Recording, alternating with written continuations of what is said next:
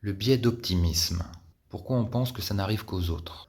On a déjà tous entendu quelqu'un dire: «Moi, jamais je ne tromperai mon partenaire, je ne me ferai jamais arnaquer» ou encore «J'ai un bon feeling avec les gens, je tomberai pas dans une relation toxique». C'est le biais d'optimisme.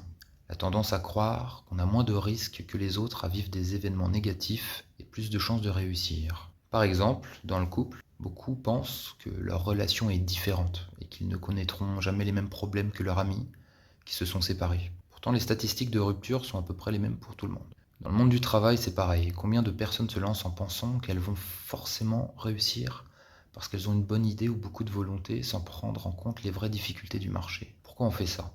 Parce que notre cerveau aime croire qu'on contrôle notre destin et que penser positivement nous motive. Mais ça peut aussi nous jouer des tours. En sous-estimant les risques, on se prépare moins et on est plus vulnérable aux échecs. Alors comment s'en prémunir? En prenant un peu de recul, se demander: si quelqu'un d'autre était dans ma situation, que penserais-je de ses chances de réussite? Et surtout, être réaliste ne veut pas dire être pessimiste, juste mieux se préparer.